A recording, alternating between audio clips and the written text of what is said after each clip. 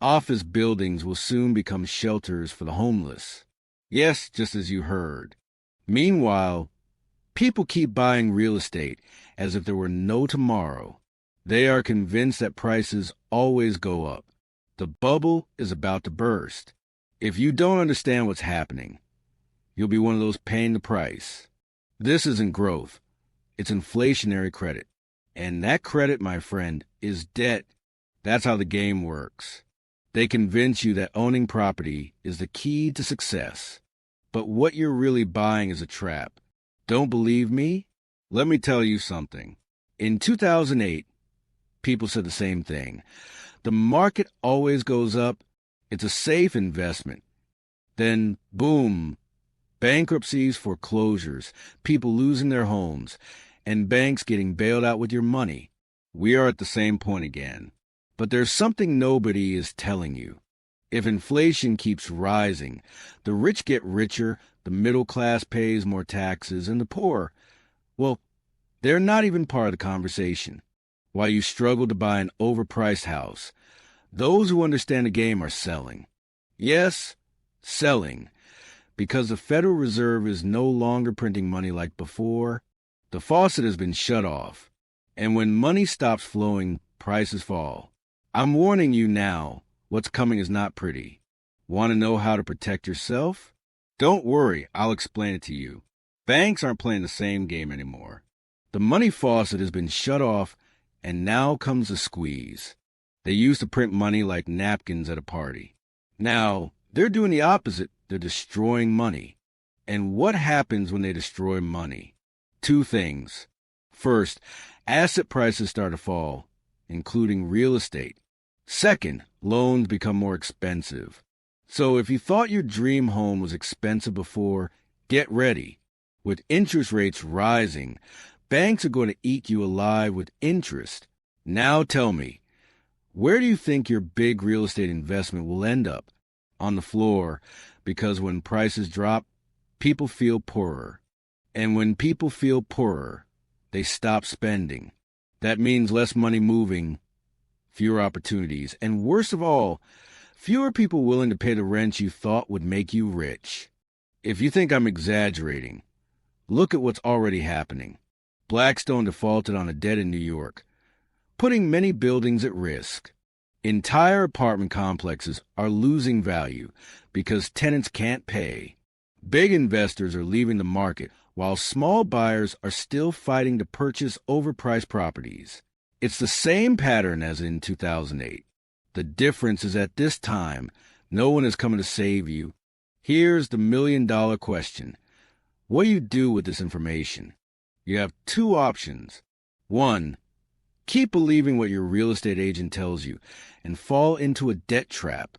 Or two, wake up, see the game for what it is, and learn to move like those who truly make money. If you're wondering how to protect yourself and take advantage of this crisis instead of becoming a victim, that's what I'm about to explain. There are only two types of players: those who know what's happening and capitalize on it, and those who get stuck paying the bill. If you don't want to be in the second group, you need to move now. How do you protect yourself and use the crisis to your advantage? Forget the buy to sell for a higher price mentality. If you're thinking about buying real estate because prices always go up, that's no longer true. Prices will drop, and when they do, many will be stuck with properties worth less than what they paid. Second, liquidity is power. The winners in these cycles aren't the ones drowning in debt. They're the ones with cash ready to buy when everything is on fire. Do you have savings? Protect them from inflation. Do you have investments? Don't let them get trapped in assets that are about to collapse. Do you have debts? Get rid of bad debt before it drowns you. Third, think like the rich, buy when others sell. In 2008, those who understood the game bought properties at laughable prices. The rest? They ended up selling their homes for pennies, completely ruined. History is about to repeat itself. When fear takes over the market and everyone tries to run, that's when you need to be ready to step in. Fourth, don't rely on a single source of income. If you think your salary makes you secure, you're in trouble. When the economy slows down, people get laid off. When inflation rises, your money loses value. The ones who survive these cycles have multiple income streams.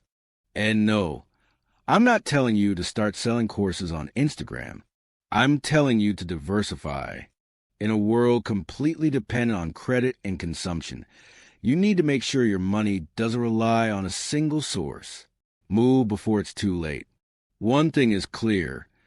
People who don't understand how money works suffer the most in crises. So you have two choices. One, ignore all of this and keep going like nothing's wrong until it's too late. Or two, start educating yourself on how the financial system really works and how to take advantage of it. Because trust me, those who know how to move in these cycles don't just survive. They get richer. It's the same story as always. One group loses everything because they thought this couldn't happen. Another, much smaller group becomes obscenely wealthy because they understood the game before everyone else. Let me tell you how they did it last time. In 2008, when the market collapsed, most people panicked. They lost their homes, their investments, and in many cases, their jobs. They were drowning in debt and had no way to sustain themselves when everything fell apart. Meanwhile, those who understood the system did the opposite. They sold when everyone was buying, waited for crash. And when desperation took over the market, they bought properties at ridiculous prices. They bought houses people had paid $500,000 for at just $100,000. They bought stocks that were at rock bottom and later increased tenfold in value. They bought gold, silver, and other assets that protected their wealth while the financial system collapsed. And when the storm passed, they were the ones who came out on top.